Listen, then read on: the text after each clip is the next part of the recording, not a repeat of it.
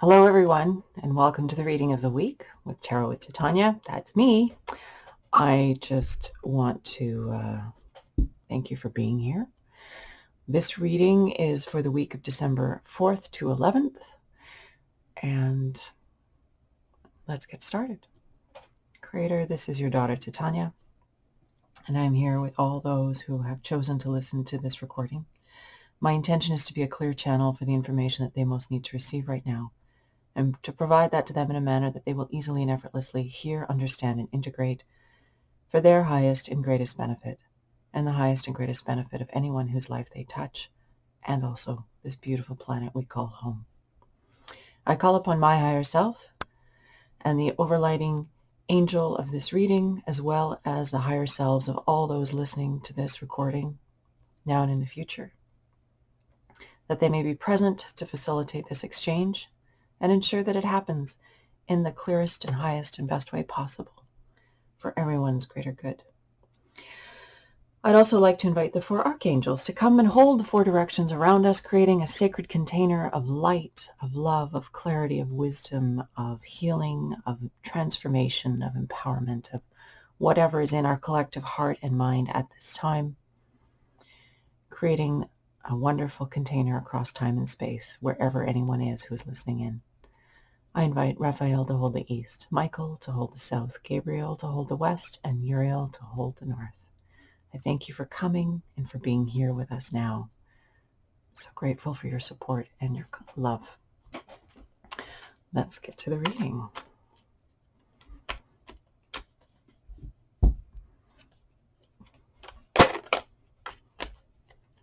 So I can't take credit for the roses from this week. They did not come from my garden. They came from a beautiful bouquet a friend of mine gave me for my birthday. Rose, the white rose, is symbolic of purified passion, something that we all may wish to aspire to, taking our passion and making it for the highest and greatest good of ourselves and our world and our communities. It takes the self out of the passion, I think. I don't know, there's something about that. The cards are jumping out. Okay, I'm sure you're tired of listening to me shuffle.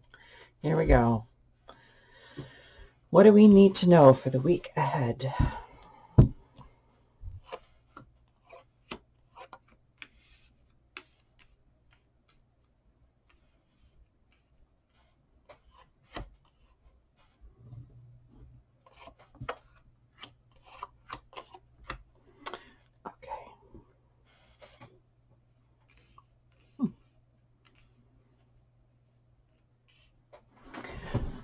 Okay, here we go. Recent past, the influence is waning, but it continues into our present, into the future.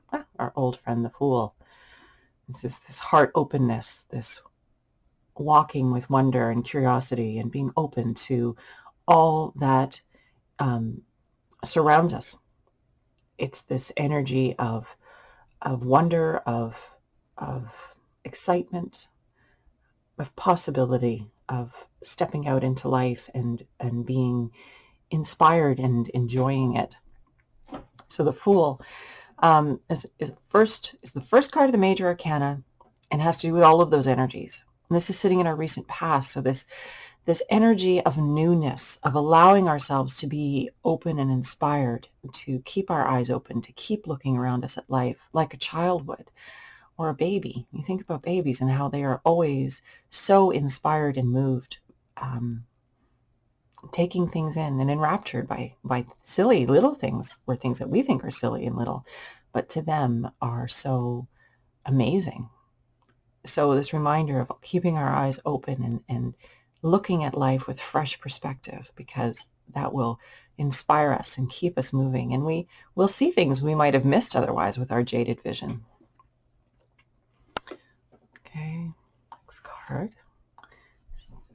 The Hierophant. This is the inner teacher, the fifth card of the major arcana, also known as the Pope. It can have to do with spiritual tradition, with foundations of spirituality, with having a lineage, a spiritual lineage to fall back to go back to, rather than trying to reinvent the wheel, turning to the tremendous traditions that exist on this planet for accessing wisdom, for accessing a connection to spirituality that is grounded in something greater. So this is sitting in our present environment, and this has to do, as I said, with the inner teacher, with going within, learning to hear the wisdom that is there. And all of the spiritual traditions on this planet have, for their core purpose, this access to wisdom, this access to inner wisdom. I mean, it's been perhaps perverted over time, but the core intention of any faith or spiritual practice is to provide a path that someone might travel to access inner wisdom. And in our modern world, where many of us are not part of any of those traditions, one way of accessing this is to sit silently in meditation, quietly, in a still manner, or going for a walk. This idea of meditation, of course, is coming up again and again. And why? Well, because it's transformational.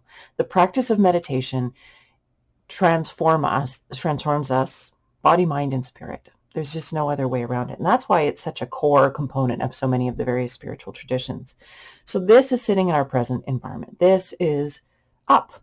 It has been up since, well, forever, I guess, but definitely in the readings it keeps coming up.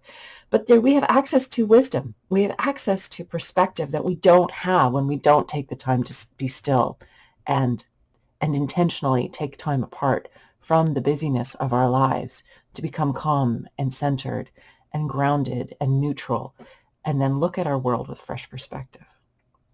So this is our present. What's up for us right now in our present? Okay, next card. Disappointment is our near future. So it depends, I guess, on where you are in life, but life is just a journey. It's an ongoing series of experiences, and sometimes they're not always pleasant. In our near future, we have this card of disappointment. If you look, you'll see there are 5 hearts. 3 of them are broken. The story with this card is this man has made his offer to this young woman, and for whatever reason, she's decided that this is not where her true enthusiasm, her true love lies. This is not the path she wants to take. And so sadly, he is disappointed, and she is moving off into her future.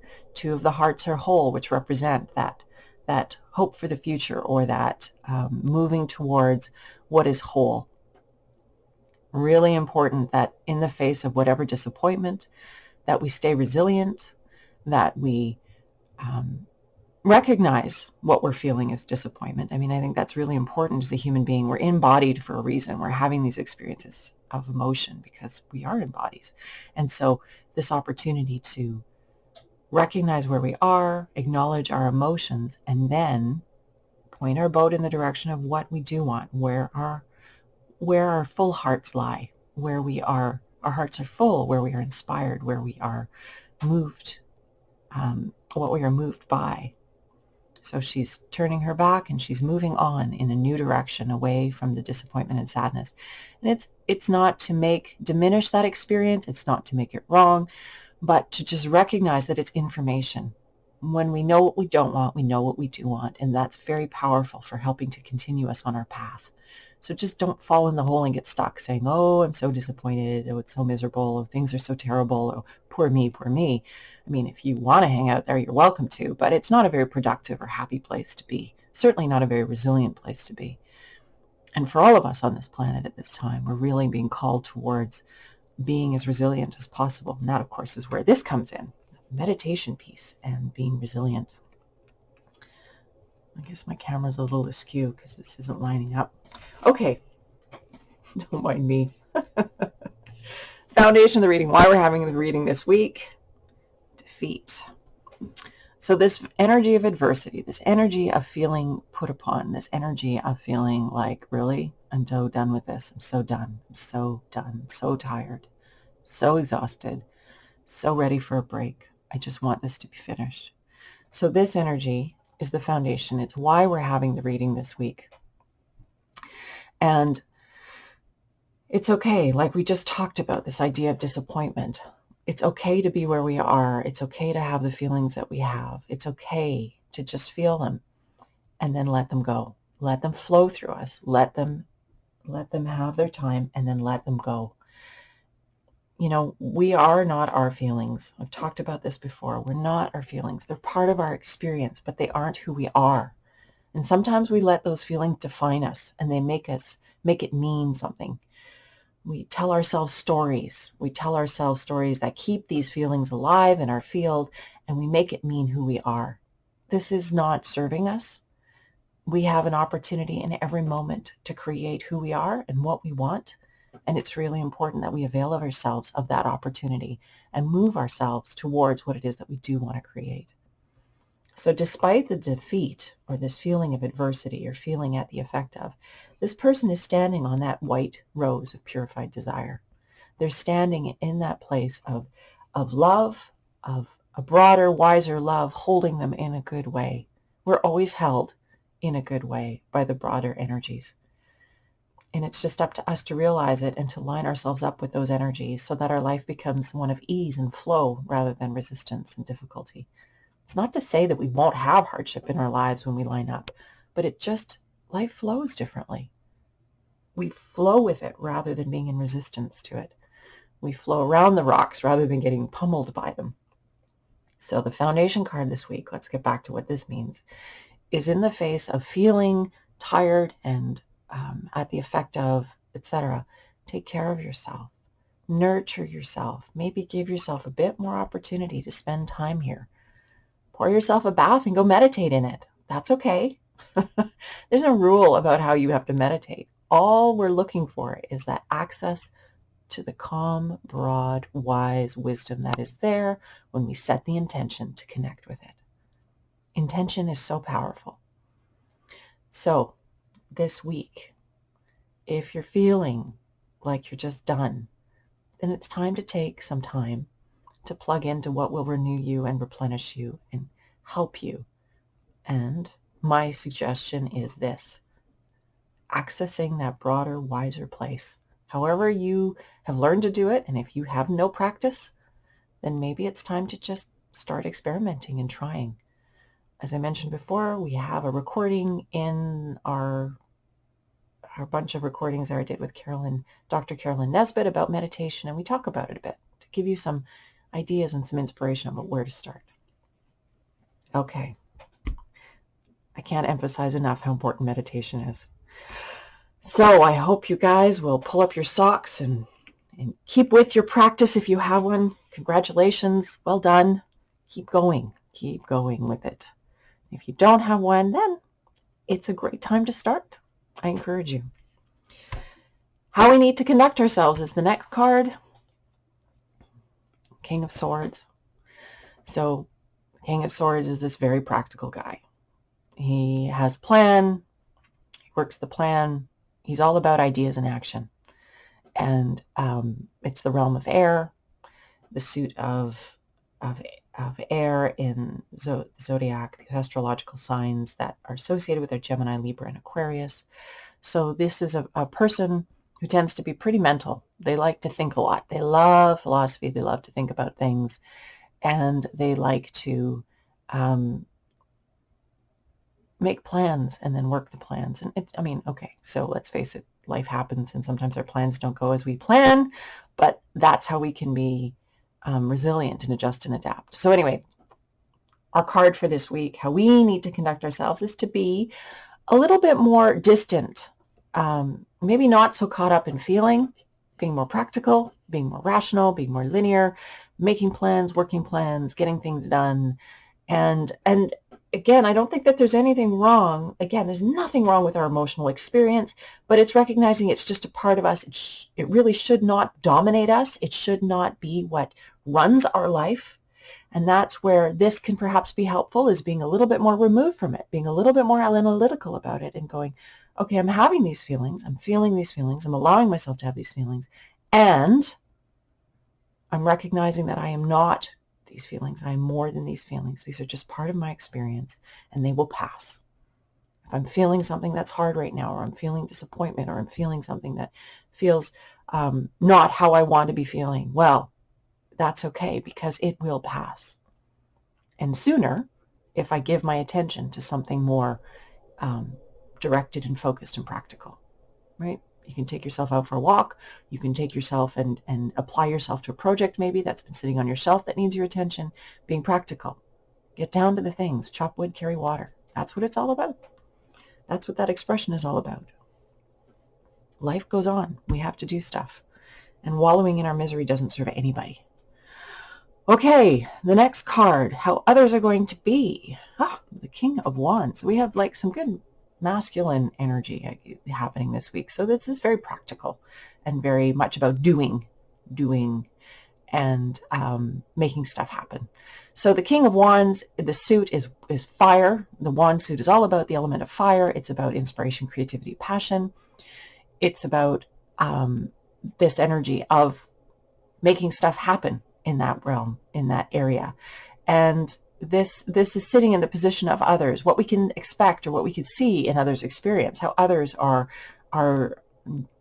pursuing their passion, pursuing their creativity, pursuing their inspiration, and making it happen also in a bigger way for other people. We are living in a time where if we allow it, our creativity can be sparked. There's a lot of opportunity right now in the midst of the adversity. We don't know how things are going, but there's tremendous possibility space for problem solving, for using our creative imagination in ways to reimagine things, reimagine life, reimagine the world, reimagine how we're doing things, how our relationships work, how our businesses work, whatever. There's a tremendous opportunity to apply our creativity to solving the problems that we face. And so this is in the position of others. This is what we can expect to see from those around us, is this creative problem solving, this using one's inspiration, that creative fire within us to address the challenges that we face. And because we are others in each other's experience, we may have solutions for the problems and challenges that others are facing. And we may be able to provide that to others in a good way to help them move forward and to get unstuck. We can help each other get unstuck. That's okay. We're here to support each other. We're here to grow. We don't exist unless we're in community, which is one of the hardest things about this lockdown, is being isolated from each other. That's not natural for us as humans. We thrive when we are in community, when we are of service to each other, when we can help each other, when we can solve problems together and come together and celebrate together and be in life and love together. It's really native to us as humans. And so we need to apply our creative energy here to solve all those challenges that we're currently facing.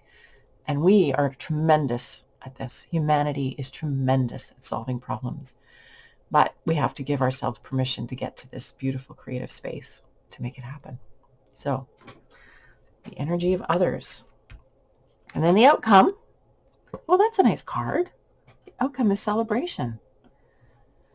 Celebrate the little things, celebrate the big things. We're starting with a card of wonder and curiosity and openness, and we're ending with this beautiful energy of celebration, this lovely quality of looking at life and enjoying it, finding excuses to be joyful, finding excuses to be in celebration, looking around our life and being in celebration and gratitude and appreciation, and letting that buoy us, take us to a higher level in terms of our experience and our expression.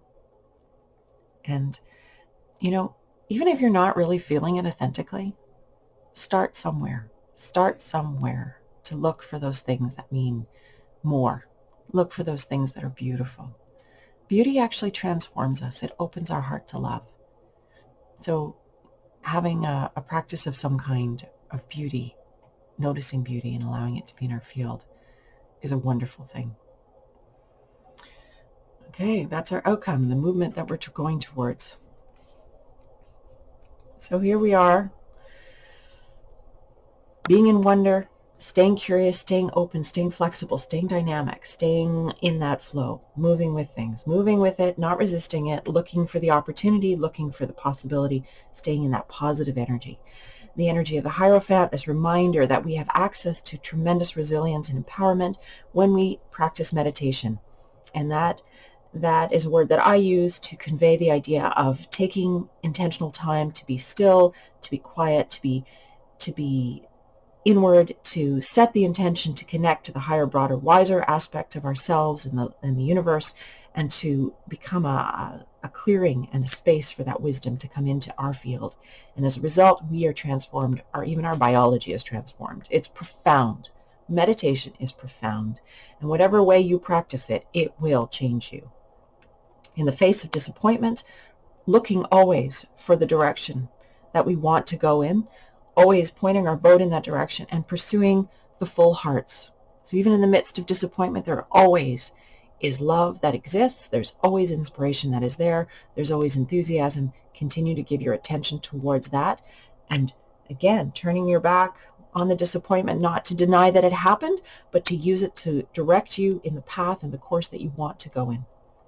Foundation of the reading, why we're having this reading this week, it's just this feeling of like maybe being tired, of being overwhelmed, of being exhausted, of things, being done with the current state of, COVID. Let's face it, it's getting a little onerous.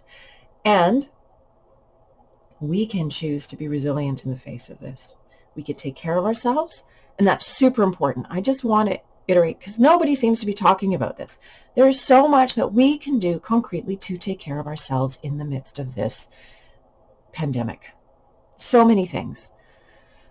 From the meditation practice, which renews us and rejuvenates us and heals us and gives us the guidance and the wisdom that we need to move powerfully in the direction that we need to be going in, which is authentic to us and congruent with our heart. That's one very powerful thing we can do for self-care. To eating lots of natural, healthy, unprocessed foods that are full of nutrients. Lots of vegetables, people. Hello. Increasing your fiber, because fiber is habitat for the microbiome. The microbiome is where our immune system exists. Heal and feed your microbiome. Lots of fiber, please. Reduce your consumption of sugar. Sugar interferes with the effective activity of your immune system. So drop sugar from your diet as much as possible. You'll be amazed how much better you feel too. Let the alcohol go. Don't drink as much. That's another thing that's really hard on our systems. It's toxic. It's a poison. Let that one go. Reduce your consumption of alcohol. I'm not talking about stopping cold turkey unless you feel called to, but reducing what these things we're doing to ourselves that are harmful. Caffeine may be another thing you want to reduce right now. It might be jumping you up a little bit too much so that you can't get chill. Maybe that's a thing to reevaluate. Have your coffee in the morning and maybe not have it the rest of the day. So those are a few things we can do. Getting outside as much as possible, getting fresh air, half an hour a day, moving your body outside, rain, sun, whatever it is, so helpful for grounding us and helping us to move the energy of our field, of our bodies, letting that move out of our field. When we're stuck and we don't move, it's a problem. And when we're stuck and we don't move and we don't get outside, that's a problem. The natural world is full of negative ions, especially if you're in your bodies of water or trees or forests or parks. The natural world is super important. Get outside. These are some really concrete things we can do. Another one is sleeping, resting, not overstimulating. Our blue screens on our devices are stimulating. They make our minds think that it's daylight because they're blue light. Might be a good idea to either get a blue light filter or there's glasses, I guess, and there's also a thing on your device. Or just make a date with yourself. Turn your phone off. Put it to bed. 8 o'clock, 8:30 at night, whatever it is you need to do. Turn your phone off, put it on airplane mode, and put it aside. And then give yourself some time off screen. Another powerful thing you can do. Okay, I've lectured you enough. But there's so many things we can do. Nutrition, movement, meditation, these are all wonderful things. And staying hydrated, another really important one. Stay hydrated. Whatever you love, drink it. Lemon and water, a little bit of apple cider vinegar in that water, goes a long way to help boost your immune system. Oh, and the other thing, a tablespoon or two of fermented food every day. Unpasteurized fermented foods. Miso, sauerkraut, unpasteurized yogurt. There's a few examples. And there's kimchi. There's other things. Most cultures on the planet have a food, a fermented food of some kind. So, hey, might be a fun culinary thing to go and research that and learn more about it. Okay, lecture done. King of Swords, being practical, getting stuff done, staying linear, staying rational, staying, even analytical, using those aspects of ourselves to move our life forward, to move ourselves forward, to stay out of the hole of our pit of emotion that it is so easy to go to. And, I've noticed in our culture, we tend to be overly emotional. We tend to get stuck in our drama. Well, this is about getting unstuck. This is about being practical. And even though you're feeling dramatic, loving yourself, hugging yourself, accepting that that's maybe how you're feeling, and you're moving on. You're getting things done. You're taking care of yourself. You're doing all those good things that we just talked about. Because somebody has to be the parent, and you might as well be it. How others are going to be the King of Wands, creative solutions, allowing our creative imagination to solve the problems that we face, and watching how others are being creative in their lives and being inspired by that, and also maybe being the other in somebody's life. If they're really stuck, maybe we can provide that spark or that impetus to help get them unstuck and to be that clearing, to be of service to others. It's so wonderful when we can be of service to others and help them to get moving again. It's so wonderful. And then the outcome celebration. Celebrate as much as possible. Open your heart to beauty. Look for the beauty in your life. Look for the wonder in your life. Look for the gratitude and appreciation. Every night, a gratitude practice is a beautiful way to end your day and to end it on a high note so that as you go to bed, you're dropping off to sleep in a higher energy state. So a practice of gratitude before you go to bed. What are you grateful for? Maybe that's part of that unplugging from a screen. Get yourself a journal, write it out. 3, 5 things you're grateful for from the day. And that can be as simple as the way the light came through the window and lit up the bubbles in my glass, whatever. Those kinds of things. Start small if you're stuck and let yourself be led, because as we practice appreciation and gratitude, our heart opens. And that's what beauty does as well. When we focus on beauty, our heart opens. And that's what we need right now, is to be heart open. Ooh, yeah, that's a good one. Okay, so we're complete with these cards. I'm going to pull us a card to grow on for the week ahead. We're running a little longer than I planned. Sorry, I'm trying to keep these to around 20 minutes. There's a lot of stuff in here, especially about the self-care piece. Holy doodle. We can do so much, people. Take your power. Take your power, take your health into your hands. It's amazing what we can do when we just parent ourselves. Put yourself to bed at a reasonable hour. Turn the TV off. Read something uplifting. You get to choose, but you can't choose unless you're being mindful. And that's what the King of Swords is telling us. Practicing that mindfulness, practicing that discernment, practicing that practical way of getting life done. And if you notice you're wallowing, maybe it's time to give yourself a hug and move on, right? Okay, what do we need to know for the week ahead? What is our card to grow on? Force. So there's that sword energy again, that practical energy, that using our mind to take proper action, to take right action. And the Ace of Swords is the beginning of the suit.